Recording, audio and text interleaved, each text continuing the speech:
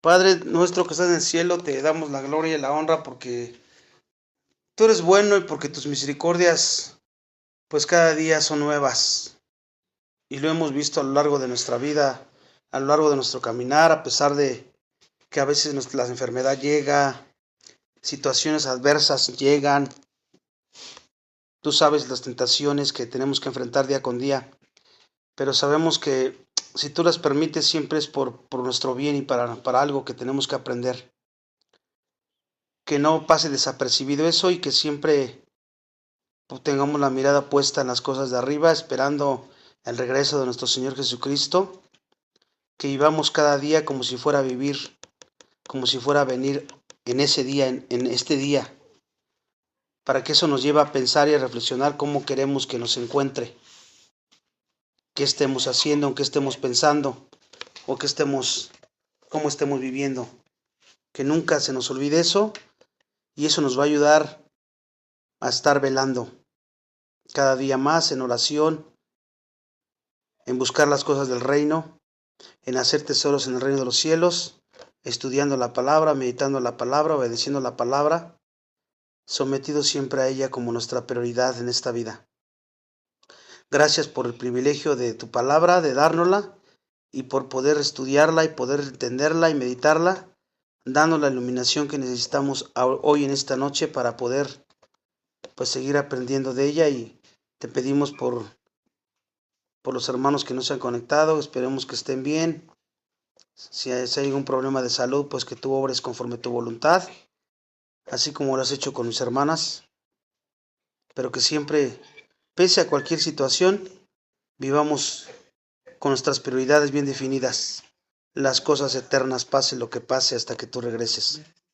Ponemos en tus manos este estudio y lo ponemos y te agradecemos en el nombre de tu Hijo Jesucristo.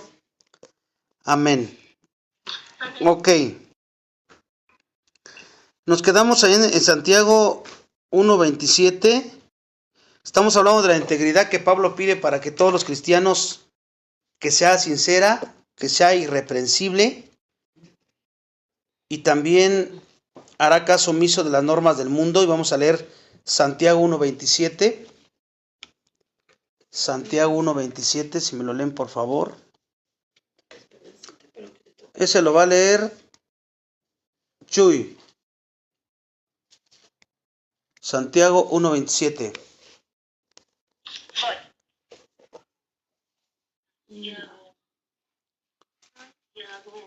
Santiago 1:27, vamos a ver qué es lo que dice ahí Pablo. Es que diga Santiago.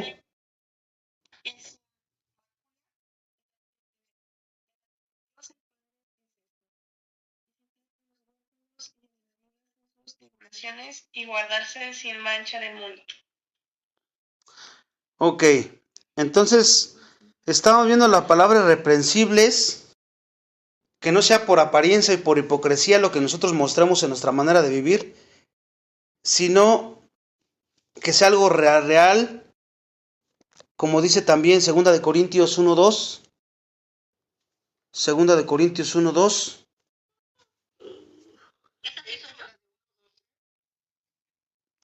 Sí, 1:12, perdón, sí. Ahorita leemos Santiago 4:4 también. Sí.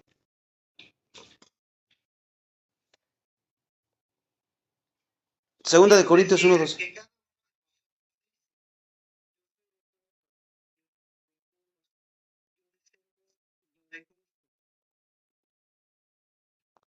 Ahora Santiago 4:4, la hermana Rosalía, arriba que me salté.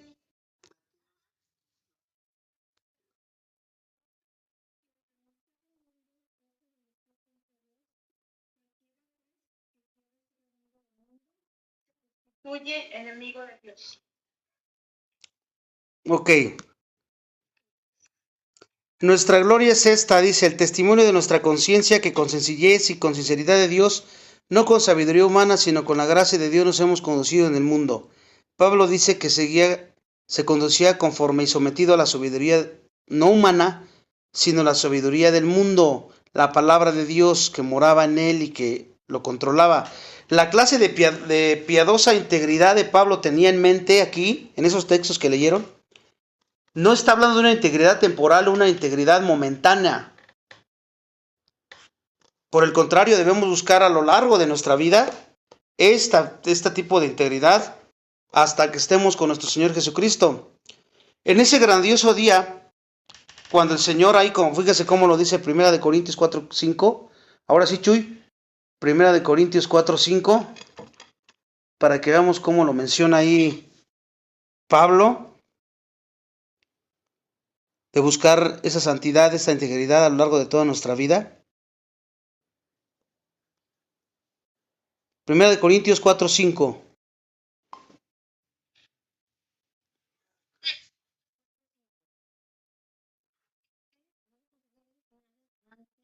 Tiempo hasta que venga el Señor, el cual aclarará también lo oculto de las tinieblas y manifestará las intenciones de los corazones, y entonces cada uno recibirá su alabanza de Dios.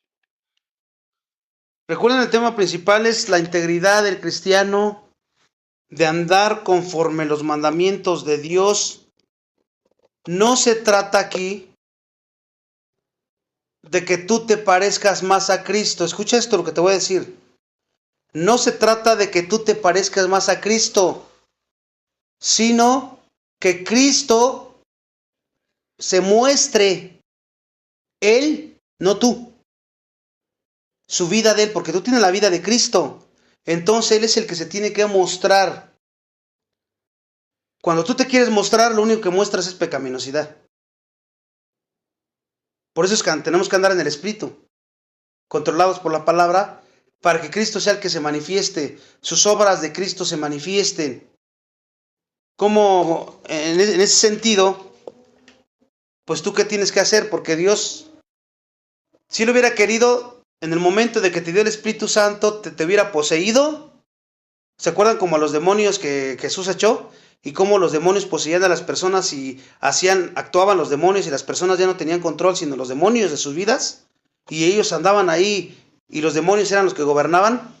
Si Dios hubiera querido, el Espíritu Santo nos hubiera obligado a la fuerza, por decirlo así, y Él estuviera mostrando a Él y nosotros no pudiéramos.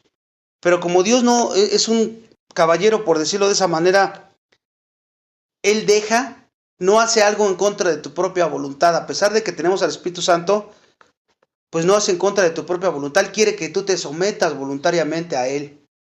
Y entonces le cedas a Él el obrar.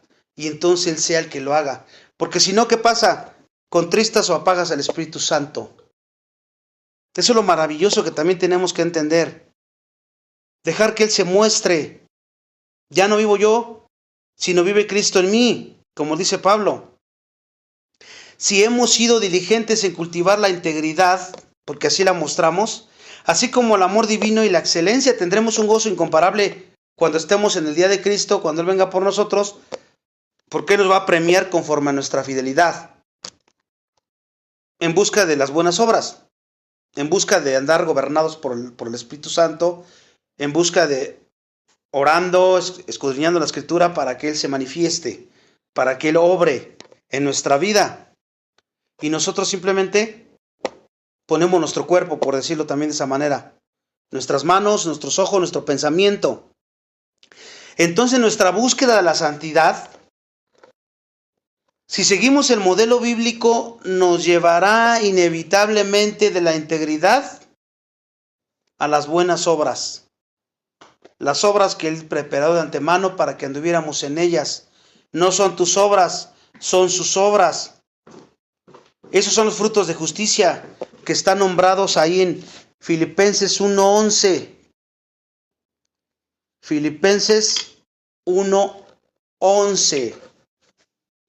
El texto. Frutos de justicia que son por medio de Jesucristo para gloria y alabanza de Dios. Ahí están los frutos de justicia. Las obras que Él preparó de antemano para que anduviéramos en ellas. Una vez les dije que Dios no acepta ninguna obra como buena, a menos que no sea su obra de Él. Porque para eso nos salvó, para que anduviéramos en sus obras, para que se manifestara su vida de Él. en nosotros.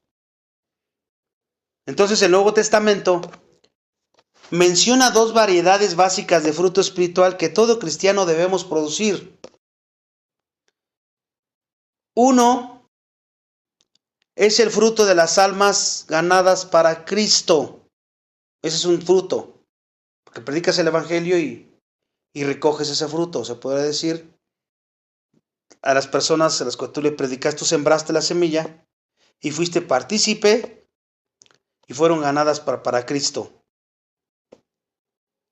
Romanos 1:13 y Romanos 15:28. Pero no quiero, hermanos, que ignoréis que muchas veces me he propuesto ir a vosotros, pero hasta ahora he sido estorbado, para tener también entre vosotros algún fruto, como entre los demás gentiles. Así que, en cuanto a mí, pronto estoy a anunciaros el Evangelio, también a vosotros que estáis en Roma. 15:28. Ahí esta cita está hablando sobre las almas ganadas para Cristo, que Pablo está refiriendo de las que él hacía. Y como ellos no aprobaron tener en cuenta a Dios, Dios los entregó a una mente reprobada para hacer cosas que no convienen. Ok, sabemos que tú predicas el Evangelio y puedes decir que pues es que ni uno se ha convertido a lo largo del tiempo que he estado. O tal vez sí, tú no lo sabes. Que a veces predicas a alguien, una persona, y luego no la vuelves a ver, porque se va de vivir a otro lado, o no sé.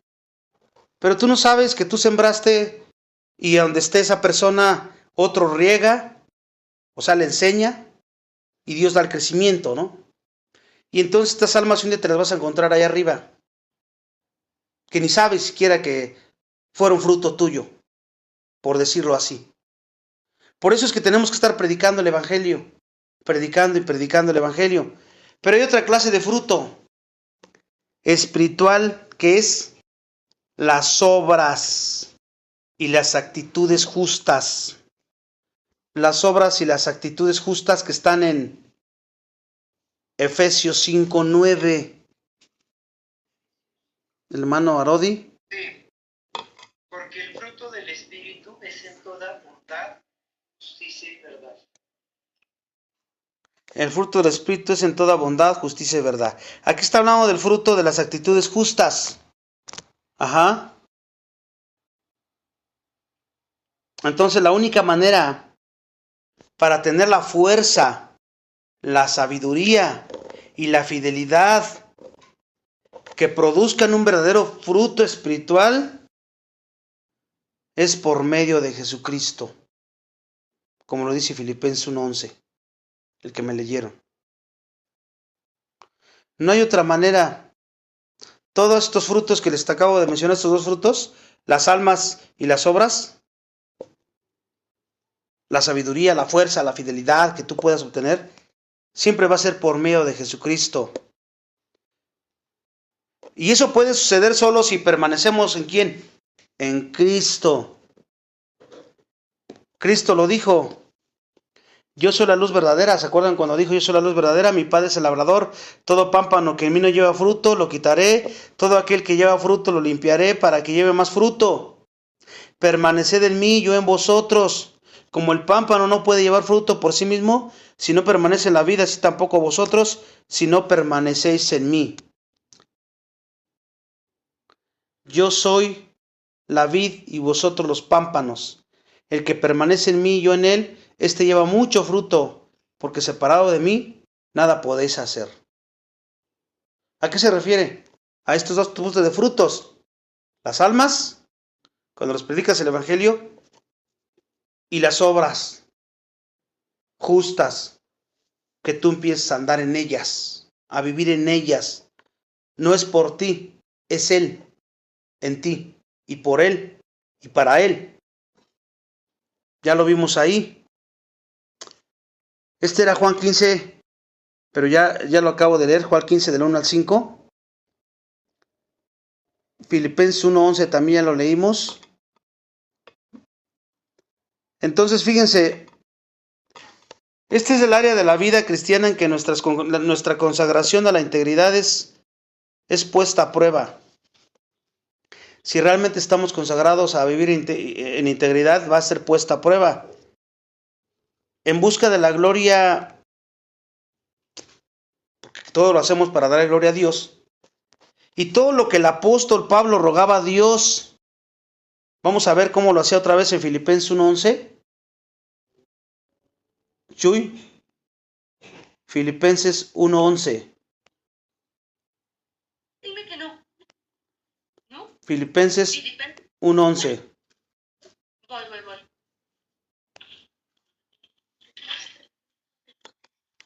Filipenses.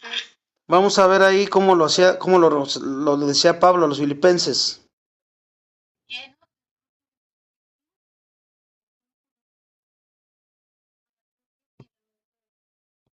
Ahí está, ¿para quién era? Para la gloria y alabanza de Dios.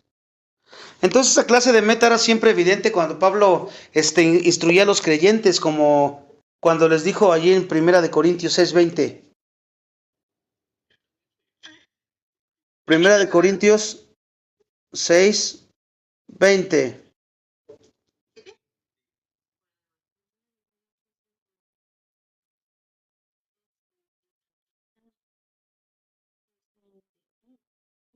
Habéis sido comprados por precio. Glorificad pues a Dios en vuestro cuerpo y en vuestro espíritu, los cuales son de Dios. Otra vez ahí está. ¿Para qué fuimos comprados? Para glorificar a Dios. ¿En qué? En vuestro cuerpo. Entonces con esto entendemos que una vida de amor, una vida de excelencia, de integridad y de buenas obras siempre van a glorificar al Señor. ¿Quién es el único que glorificó al Padre? Jesús, ¿verdad? Entendiendo esto, Jesús mora en ti. Tú no puedes glorificar al Padre sino cuando Él se muestra en tu vida. Al final, entonces, ¿quién es el que glorifica al Padre? Él, en ti. ¿Sí? No eres tú. Siempre es Él. Eso es importante que lo tomemos en cuenta. Obviamente, tú necesitas esforzarte en orar, en estudiar la palabra de Dios, en meditar la palabra de Dios para que llegue a este término. Y entonces Él sea glorificado en nuestra vida al mostrar su misma vida, la que Él nos ha dado. Aquí en ese texto, la palabra en la que procede el término gloria, esa palabra gloria se refiere a la totalidad de la perfección de Dios. La totalidad de la perfección de Dios, la suma de todos sus atributos. A esa gloria nos estamos refiriendo. Cuando Él recibe gloria, eso también es una afirmación de su perfección.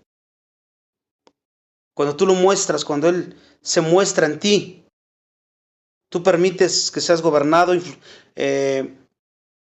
influenciado completamente por el Espíritu Santo, y entonces se muestra y es la afirmación de su perfección. El gran incentivo y estímulo que tenemos para glorificar a Dios es que las tres personas de la divinidad, Padre, Hijo y Espíritu Santo, apoyan por completo ese proceso y ellos son las que hacen eso posible. Fíjense cómo lo menciona Juan 15:8. Juan 15:8. En esto es glorificado mi Padre, en que llevéis mucho fruto y seáis así mis discípulos.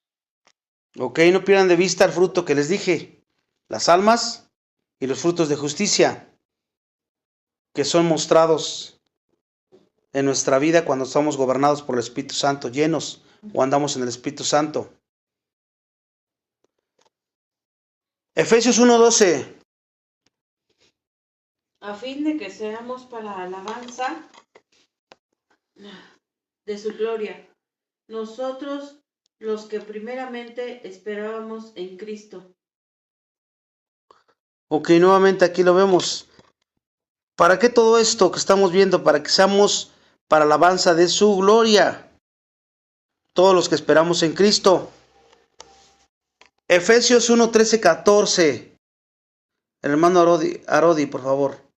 Efesios 1, 13, 14. Sí, se me pasó esa. Efesios 1, 13, 14.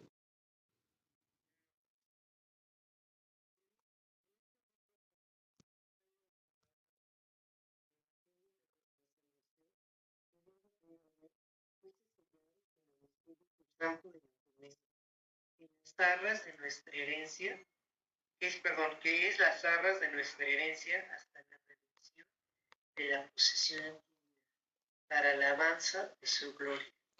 Nuevamente, ¿cuál fue el propósito por el cual Dios nos creó a todos y cada uno de nosotros? Para darle gloria a Dios, para amarlo y para glorificarlo. O sea, para amarlo, para reconocerlo por lo que Él es y parecernos a Él, mostrarlo a Él, su perfección. Nosotros no somos perfectos, ni vamos a ser perfectos, pero sí podemos mostrar algo de su perfección cuando andamos caminando en el Espíritu Santo y la gente lo puede ver. Tu familia, lo que sea, pueden ver el amor y todo eso que se manifiesta en el fruto del Espíritu. Entonces todo esto es necesario si queremos realmente vivir una vida para que Él se sienta, por decirlo de esa manera, hable bien de ti, se sienta gozoso al ver a sus hijos cómo van caminando, cuando andan conforme Él pide que quiere que anden, ¿no? Y en eso tenemos que mostrar y manifestar esa santidad, porque la santidad los otros la pueden ver en tu vida, en tu conducta, en tu forma de hablar, en tu forma de pensar, en tu forma de reaccionar. Eso se puede ver hablando de creyentes, obviamente. El famoso predicador escocés del siglo XIX, Alejandro McLaren, él dijo: el mundo saca sus nociones de Dios fundamentalmente de la gente que dice que pertenece a la familia de Dios. ¿Se dan cuenta? O sea que el mundo va a hacer su concepto de Dios dependiendo de los que dicen que siguen a Dios, de su vida, de cómo viven. Ellos van a hacer su propia conclusión en su mente, su propia forma de Dios. Porque ellos no leen mucho más de lo que leen la Biblia. Porque un incrédulo, si a veces los creyentes no queremos leer la Biblia, ahora imagínate un incrédulo, la única Biblia que leen es tu vida, es tu conducta. Nos ven todo el tiempo. De Jesucristo apenas oyen hablar, pero nos ven todo el tiempo, ¿verdad? Porque igual puedes predicarle o no predicarle, pero te está observando todo el tiempo, de tu casa hacia afuera. Entonces, por consiguiente, la base para que presentemos un testimonio creíble sobre Cristo al mundo no es tanto lo que decimos ser, sino lo que haces, lo que vives. Y Jesús lo expresó así. Hermana Rosalía, Mateo 5:16. Mateo 5:16. ¿Cómo lo dijo ahí?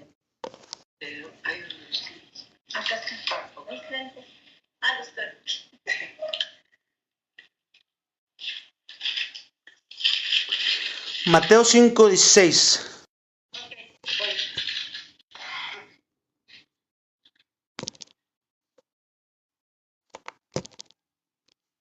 Así alumbre vuestra luz delante de los hombres, para que vean vuestras buenas obras y glorifiquen a vuestro Padre que está en los cielos.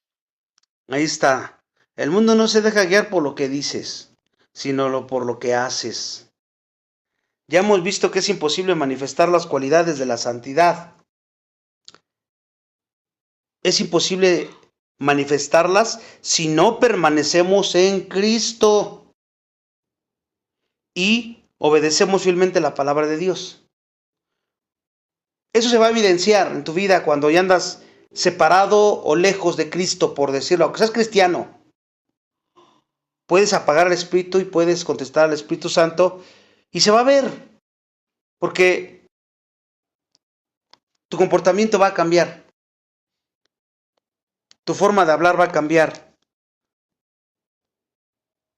Y déjate de que estés separado, enojado con algún hermano, con alguna persona.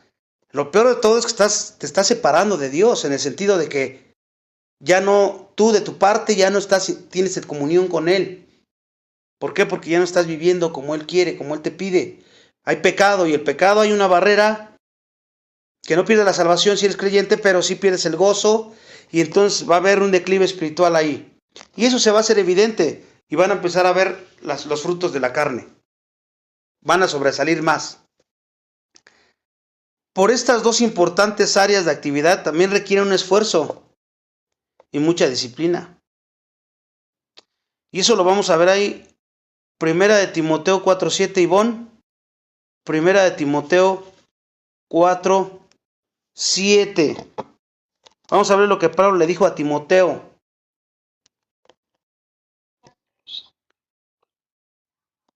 Desechen las fábulas profanas y de viejas. Ejercítate para la piedad. ¿Qué está diciendo ahí? Bueno, estamos hablando de que si quieres mostrar tus cualidades de santidad, no lo vas a poder hacer si no permaneces en Cristo y lo obedeces fielmente, no te ejercitas en la piedad. Eso es eso, y eso requiere esfuerzo y disciplina de tu parte y compromiso. Donald Whitney dice sobre este texto y nos recuerda que los grandes cristianos del pasado conocían la suprema importancia de una vida disciplinada, hablando de una vida cristiana disciplinada, y que no podemos pasar por alto esta cualidad imperiosa hoy día, la disciplina en la vida cristiana. Las personas piadosas son gente disciplinada, hermanos.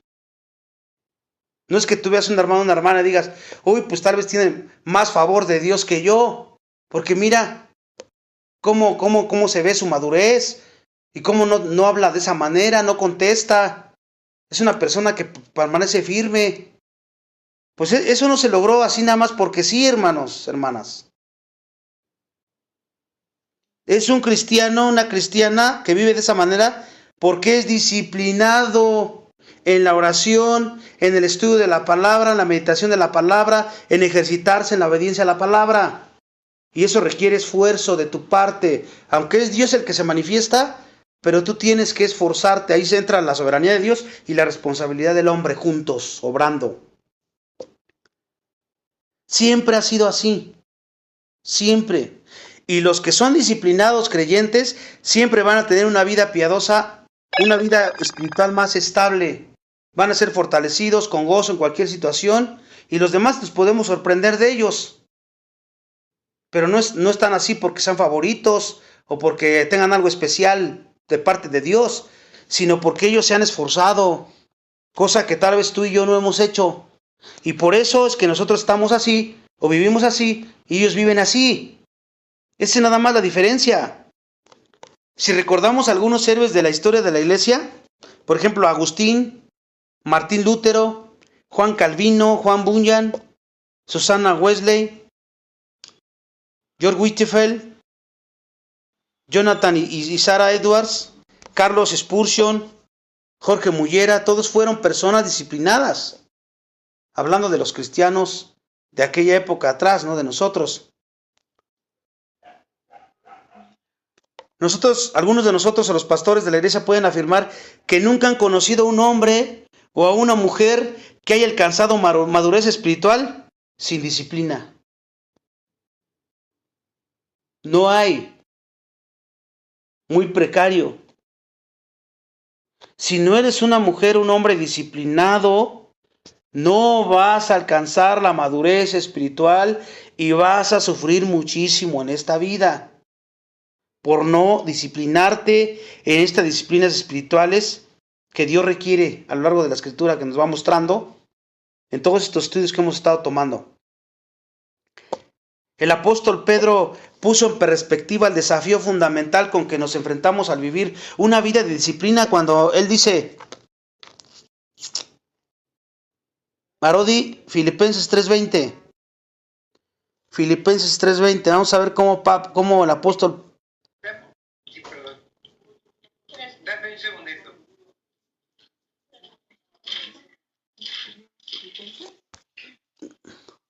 Mas nuestra ciudadanía está en los cielos, esperamos al Salvador, el Señor Jesucristo. Filipenses 3:20 me leíste, ¿verdad?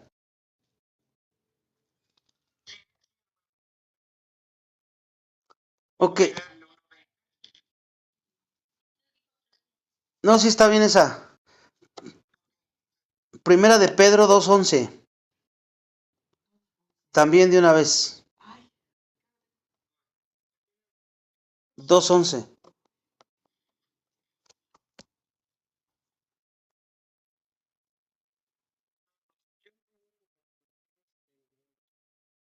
Tengáis de los deseos carnales que batallen contra el alma. Ok. Aquí vemos que el apóstol Pedro puso en perspectiva el desafío fundamental con que nos enfrentamos al vivir una vida disciplinada, porque tú si quieres ser disciplinado, así como cuando quieres ser disciplinado en la vida secular, quieres hacer un trabajo, una carrera, si eres joven y quieres lograr una meta, pues tienes que disciplinar. No puedes pensar alcanzar algo, una meta o éxito sin disciplina, mucho menos en la vida espiritual. Y es triste ver que hay hermanos y hermanas que se contentan con poco, con menor esfuerzo, y andan justificando todo el tiempo su pecado. No, es que todos somos débiles, es que somos carne. ¿Quién de aquí no peca? Todos pecamos.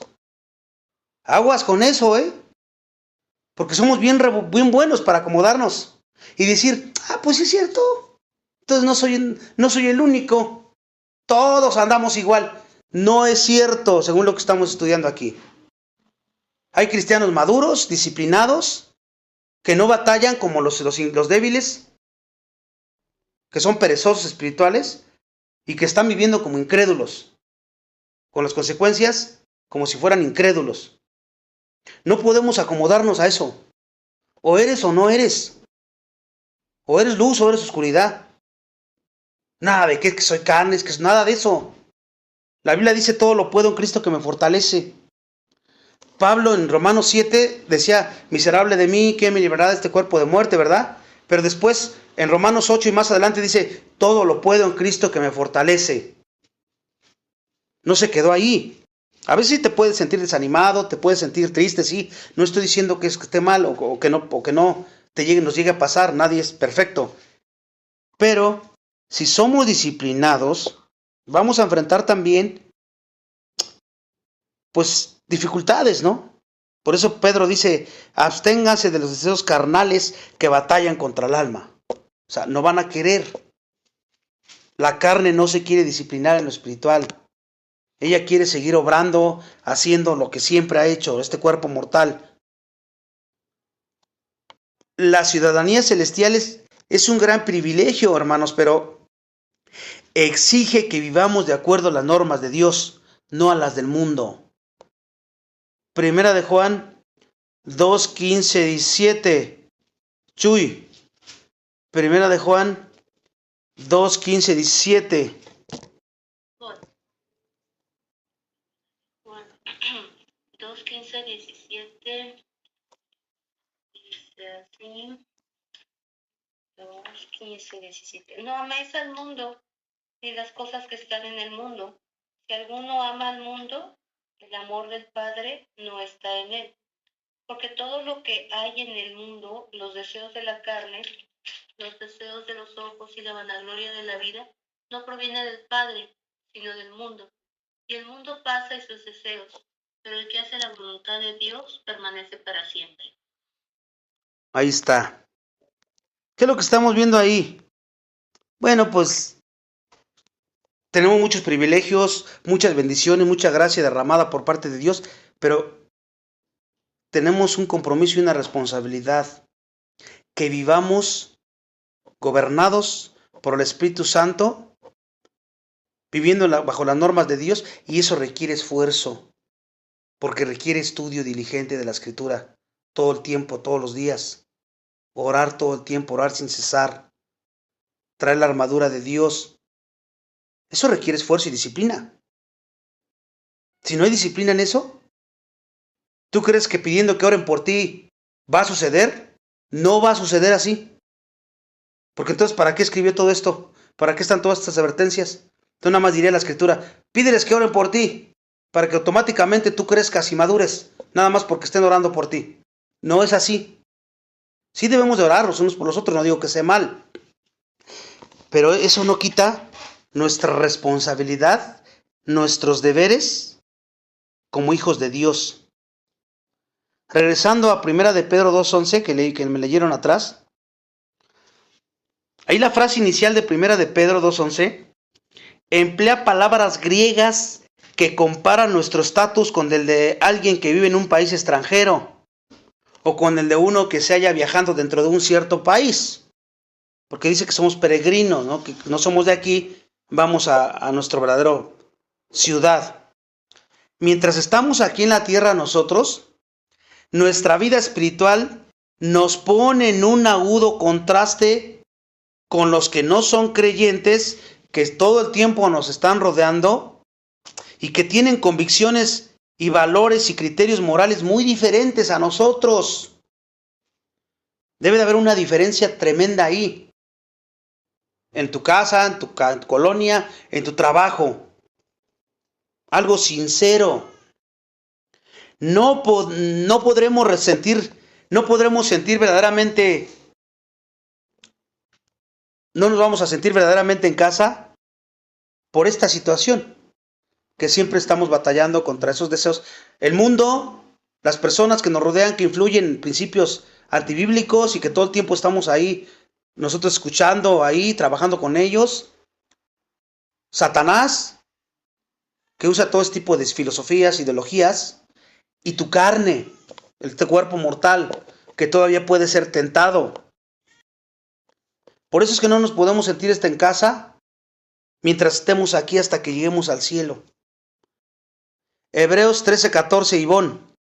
Hebreos 13:14, para que vean cómo lo dice ahí el libro de Hebreos. Hebreos 13:14.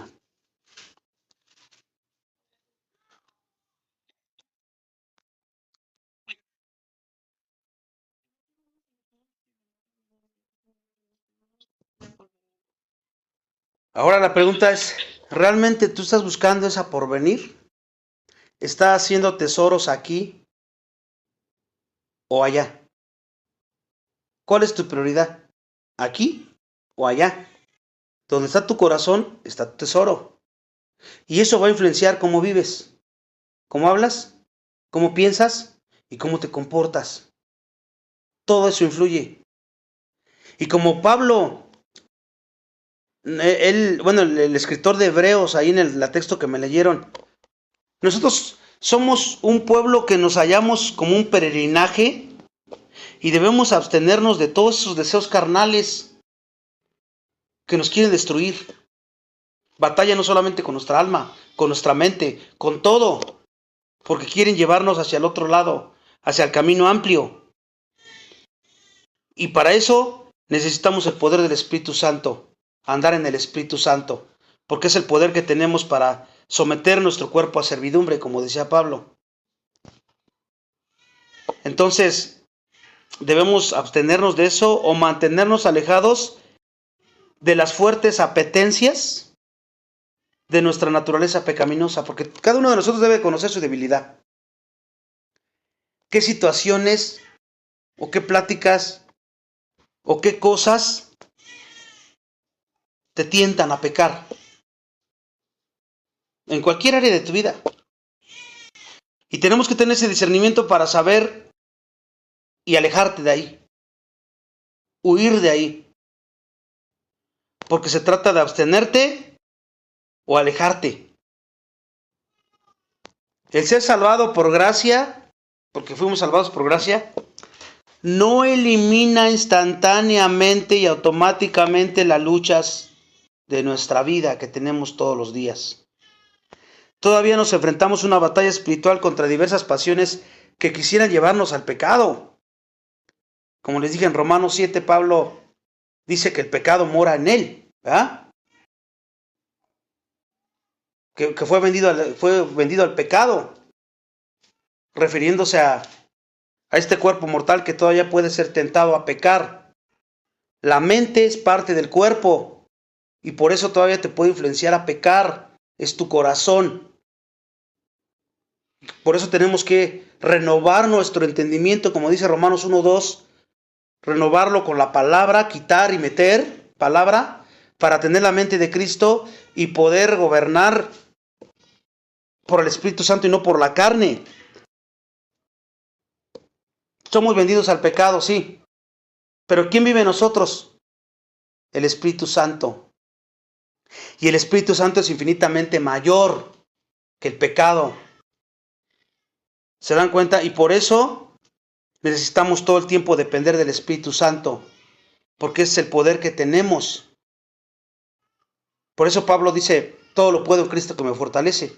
Romanos 7 dice que el pecado mora en él, vendido al pecado, pero después dice, todo lo puedo en Cristo que me fortalece, porque sabe que ahora mora Cristo en él. Por eso el pecado ya no puede estar ahí. Esas pasiones pueden venir a nosotros también en formas diferentes y nos pueden tentar de muchas maneras. Por ejemplo, adulterios a los casados, fornicaciones a los solteros. Bueno, aunque aquí fornicación significa todo tipo de inmoralidad sexual ilícita fuera del matrimonio. Inmundicias, lascivia, que viene también con depravación sexual y todas esas cosas que hay en el mundo. Idolatría, hechicería. También, hablando de otros frutos, enemistades, pleitos, celos, iras, contiendas, disensiones, herejías, envidias, homicidios, borracheras, orgías.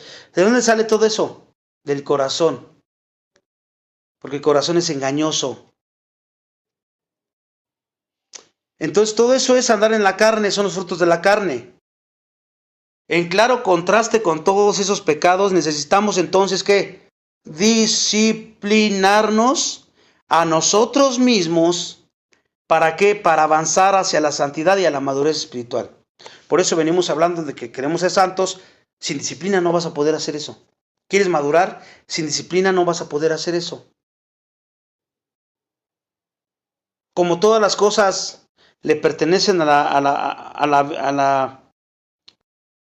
la vida y a la piedad, todas las cosas que pertenecen a la vida y a la piedad nos han sido dadas por su divino poder mediante el conocimiento de aquel que nos llamó por su gloria, excelencia, por medio de las cuales nos ha dado preciosas y grandísimas promesas para que por ellas lleguemos a ser participantes de la naturaleza divina, habiendo huido de la corrupción del mundo a causa de las concupiscencias, vosotros también poniendo toda diligencia por esto mismo, dice Pedro, añadid a vuestra fe virtud, a la virtud conocimiento, al conocimiento dominio propio, al dominio propio paciencia, piedad, afecto fraternal, a la paciencia piedad, al afecto fraternal control. Porque si estas cosas están en vosotros y abundan, no os dejarán estar ociosos ni sin fruto en el conocimiento de nuestro Señor Jesucristo. Segunda de Pedro 1:3-8 es la que leí. Segunda de Pedro 1:3-8.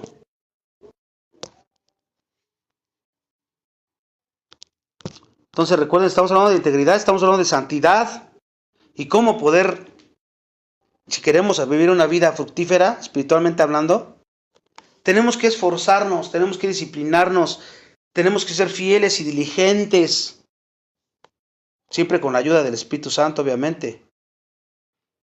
Porque nos va a ayudar a cultivar una disciplina espiritual interior. Pero si nosotros no andamos orando, escudriñando, meditando, soy muy reiterativo en eso, porque la Biblia lo menciona mucho. ¿En qué te tienes que disciplinar? ¿Cómo vas a ser gobernado por la palabra de Dios? Tienes que conocerla bien, trazada correctamente, y no solamente eso, sino que te controle, la obedezcas, ¿no? Y eso requiere disciplina. Esa disciplina se reflejará en tu comportamiento. Tú te puedes dar cuenta cuando un cristiano o una cristiana está disciplinándose o no está disciplinándose en las cosas que acabo de mencionar.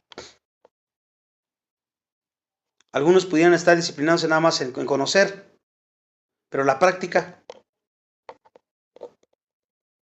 Para que se te esté disciplinando, tiene que haber práctica. Si conoces una dieta, te disciplinas en nada más leerla todos los días, ¿ya va a funcionar? Pues no, tienes que leerla y obedecer lo que dice ahí para que adelgaces. Igual vas al gimnasio, con que te disciplines ir y nada más ver todo el tiempo cómo hacen los ejercicios, ya me discipliné en ir, sí, pero tienes que usar los ejercicios y tienes que ejercitarte. Es lo mismo en lo espiritual. Si quieres vivir una vida cristiana, espiritual, estable, aquí está la forma de hacerlo. Nos tenemos que esforzar para que esa disciplina se refleje en nuestro comportamiento. Pero estoy hablando de algo sincero, y lo vuelvo a repetir, no apariencias, algo real, algo verdadero. Si mostramos consistentemente las normas bíblicas más elevadas de conducta y una integridad firme ante los no creyentes, ya sé que lo tenemos que mostrar con los creyentes, pero también con los no creyentes, pues obviamente eso les va a impactar a ellos. Y va a ser como algo que los va a atraer. Yo quiero eso que tiene esa persona. Lo veo diferente, se porta diferente, habla diferente. Y eso los va a impactar. Otros ejemplos que les puedo dar es una esposa creyente puede por medio de su conducta piadosa y respetuosa ser utilizado por el Espíritu Santo para ganar a Cristo. ¿A quién? Al marido incrédulo. Eso puede ocurrir, ¿no? O una madre a un hijo, o un hijo a una madre a sus hermanos de sangre, y así sucesivamente. Todos los creyentes, ya sea que estemos en nuestra casa, ya sea que estés tú en tu escuela o estés en tu trabajo, debes buscar la santidad así como lo estamos viendo, de una forma práctica. Si fuera tan fácil, yo les diría, oren por mí, hermanos, para que yo crezca en santidad, para que yo cada día sea más parecido a Cristo. Y tristemente hay quien sí piden eso así. Y se brincan todo esto, la disciplina y el esfuerzo, porque no cualquiera quiere hacer esto. Tendemos a querer todo fácil. Entonces, no se puede. Debemos buscar la santidad y mostrar buenas obras a quienes todos nos rodean, y eso requiere disciplina. Si observan nuestra conducta durante algún tiempo, las personas, empezando en tu casa hacia afuera, pues esto hará que algunos incrédulos glorifiquen a Dios. Fíjense cómo lo dice Génesis 50:24, Arodi. Génesis 50:24. Para que vean cómo lo dice ahí.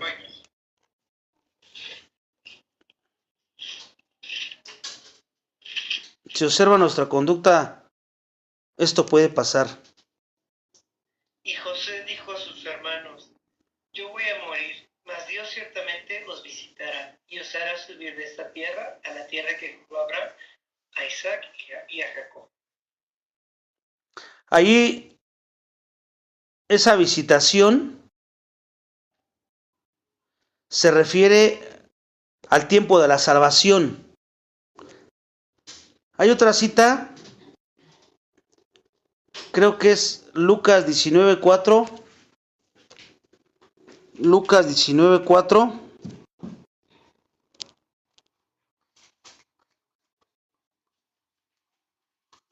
O Hechos 19:4. Ahí que lo encuentre me dice. Lucas 19:4.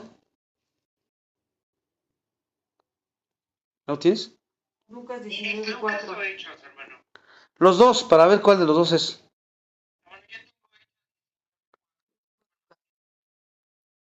¿Qué dice? ¿Qué dice ahí, Hechos? Sí. Dijo Pablo, diciendo al pueblo que creyesen en aquel que vendría después de él, esto es, en Cristo Jesús. ¿En Lucas 19:4 qué dice?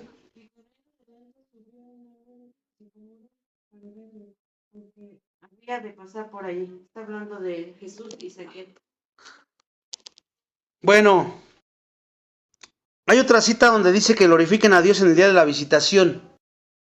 Y cuando dice eso, glorifiquen a Dios en el día de la visitación, está hablando del tiempo de la salvación.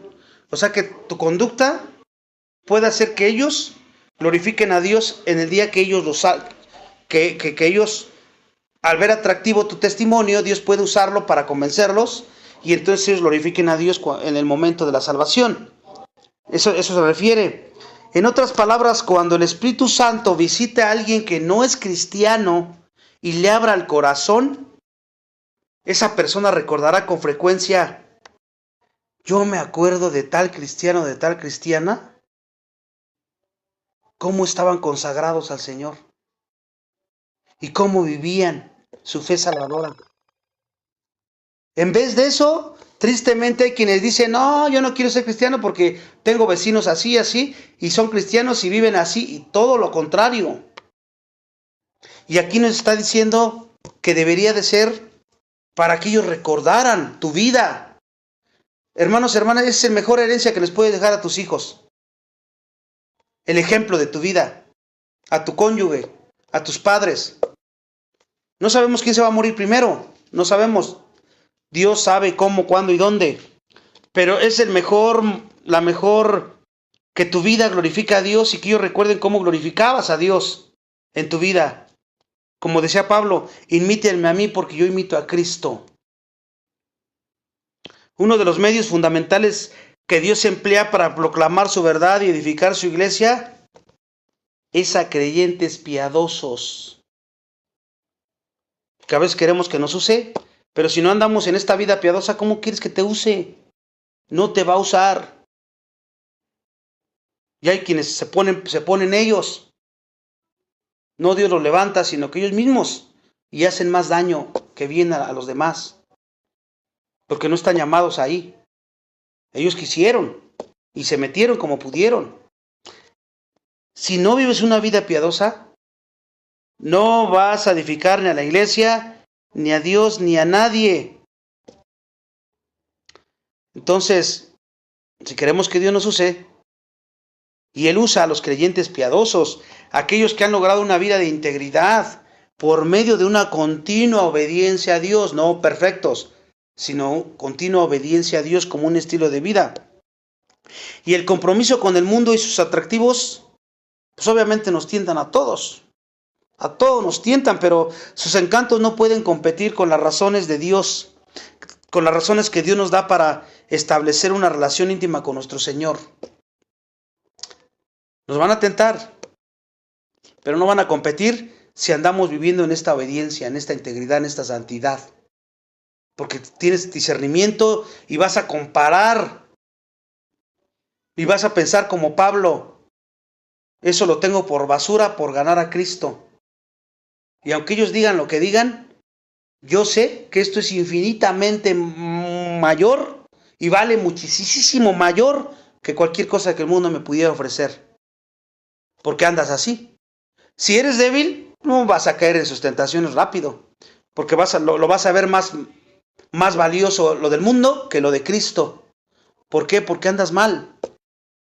Esa es tu mente, esa es tu debilidad espiritual.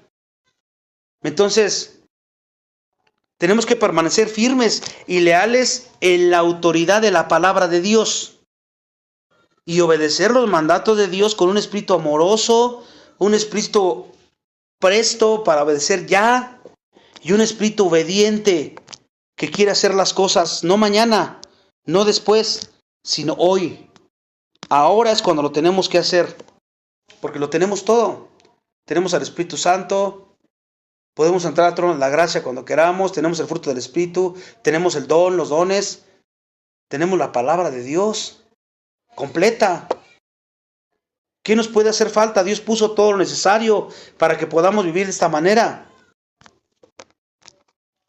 Hace unos 25 años apareció en la lista de bestsellers un libro titulado Los mejores y los más inteligentes. Era una exposición bastante extensa de cómo algunos de los consejeros más brillantes y prometedores del gobierno de John Kennedy habían contribuido a la creación de las políticas de los Estados Unidos en los años 70. La gente del gobierno acudía a esos hombres por supuesta sabiduría e ideas novedosas acerca de temas mundiales importantes. La mayoría de esos consejeros eran expertos en cuanto a América Latina, el sureste asiático, Europa occidental. Hoy, sin embargo, sus nombres e ideas han sido olvidadas por la mayoría de las personas, excepto por historiadores y especialistas de otras políticas. Si retrocedemos unos 2600 años en la historia, 2600 años en la historia, encontraremos otro grupo que también pudiera llamarse los mejores y los más inteligentes, especialmente en opinión del más grande líder mundial de ese tiempo. ¿De quién estamos hablando? El rey Nabucodonosor del imperio de Babilonia. Después de su primera invasión a Judá, y después que asedió a Jerusalén en el año 606 a.C., Nabucodonosor tomó como rehenes a decenas de jóvenes judíos virtuosos que se hallaban probablemente en su adolescencia. Para asegurarse del éxito de sus planes de dominio mundial a largo plazo, se los llevó a ellos. Uno de esos jóvenes estaba especialmente destinado a la grandeza, y hoy su nombre es sinónimo de integridad y un espíritu determinado. Su nombre es Daniel, si ustedes recuerdan allá con Nabucodonosor. Daniel describe cómo planeaba Nabucodonosor preparar a los rehenes para posiciones de liderazgo en su extenso imperio. Y dijo el rey a Aspena, Arodi, ya vamos a terminar el estudio, Daniel 1, 3, 4, para que vean lo que dijo. Daniel 1, 3, 4. Daniel 1, 3, 4.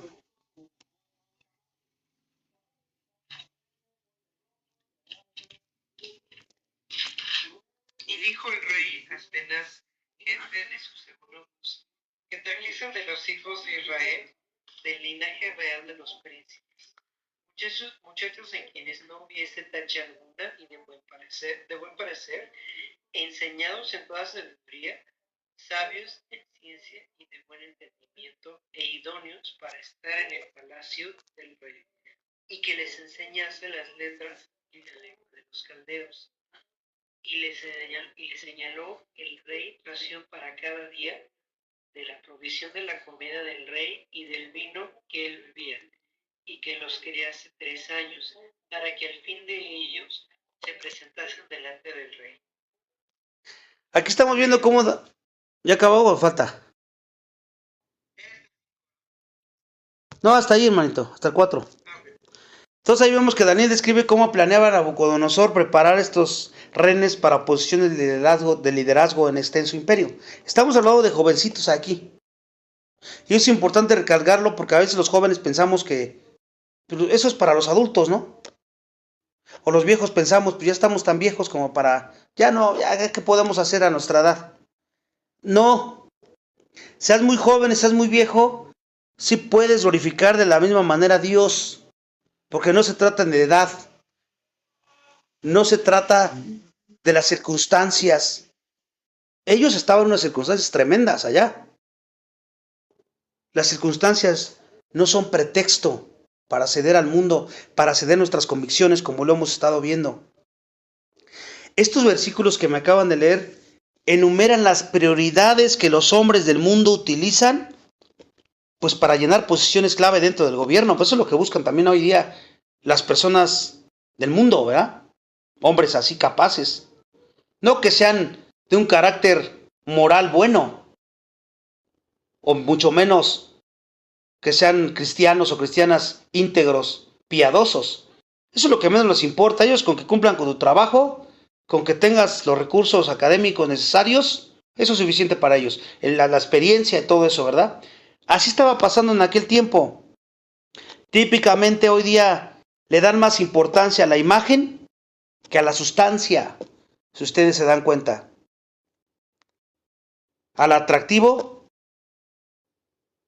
al físico, que a las habilidades intelectuales, muchas de las ocasiones, y a los buenos modales antes del carácter, la rectitud y la moralidad, como ya dije. Ese es el estándar del mundo. Ese era definitivamente el plan de Nabucodonosor y de Aspenaz. Pero ellos lograron mucho más de lo que esperaban de Daniel y sus 3 amigos, porque se quedaron cortos con eso que ellos pedían. Daniel y sus 3 amigos estaban por encima de eso. Aunque a esto se le da a veces mucho énfasis, Daniel y los otros jóvenes no habrían sido escogidos de no haber tenido la capacidad intelectual para triunfar en su nuevo país. Primero que nada, Daniel 1:4, que me leyeron, dice que Daniel y los otros jóvenes estaban enseñados en toda sabiduría. ¿Sí? Ellos poseían un intelecto superior, tenían la capacidad de tomar decisiones inteligentes y de discernir y aplicar la verdad en muchos campos del conocimiento. Eran también sabios en ciencia, dice ahí. Lo que significa que no solo sabían muchas cosas, sino que además sabían aplicar su sabiduría. Acuérdense que la sabiduría es aplicar lo que sabes correctamente. En el contexto bíblico, aplicar los principios bíblicos en tu vida, en el momento oportuno y la forma correcta como debes hacerlo. El término hebreo, traducido como ciencia, implica la capacidad de correlacionar hechos. La capacidad de correlacionar hechos y de llegar a conclusiones lógicas. La ciencia que estamos viendo, la interpretación bíblica. La capacidad de correlacionar hechos y de llegar a conclusiones lógicas.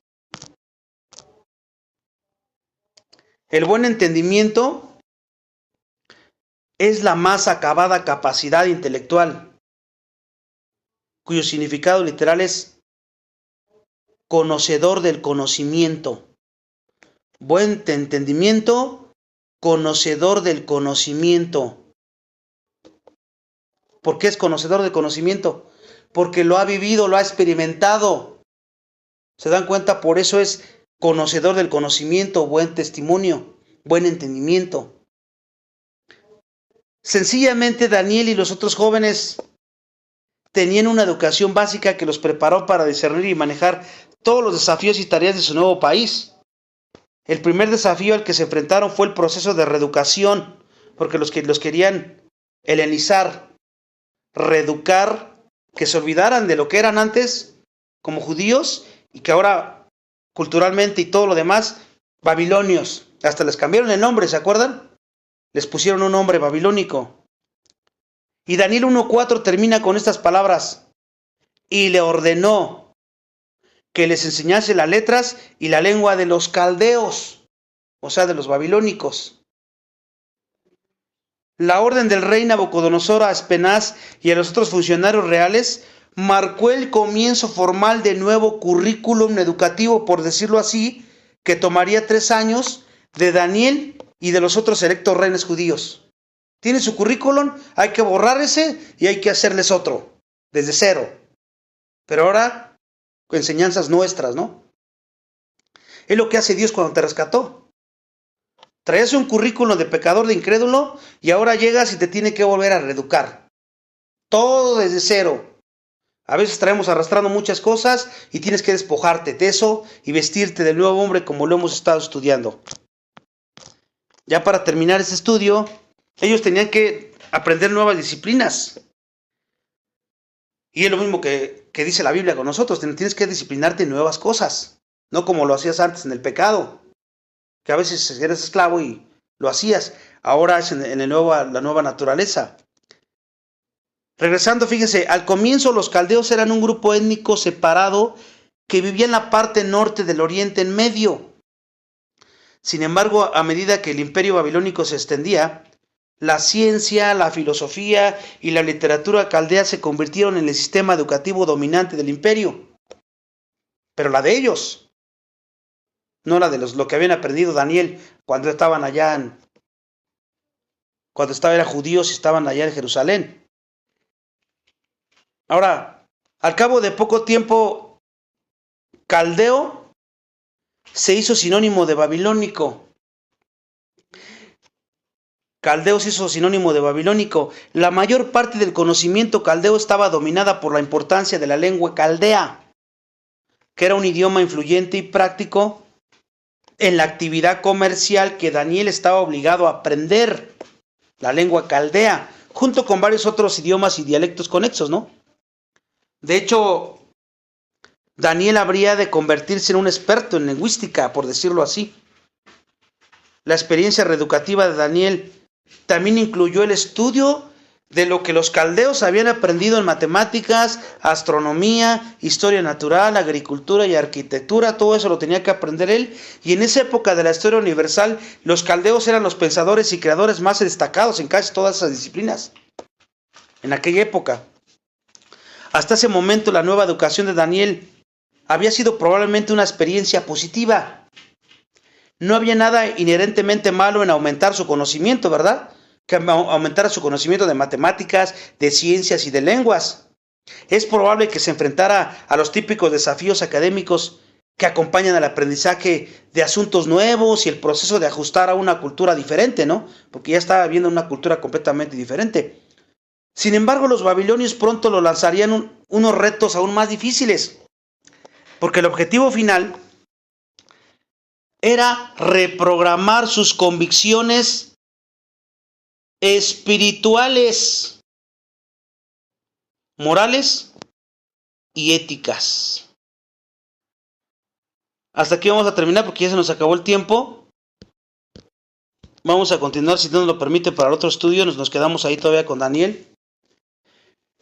Y vamos a orar.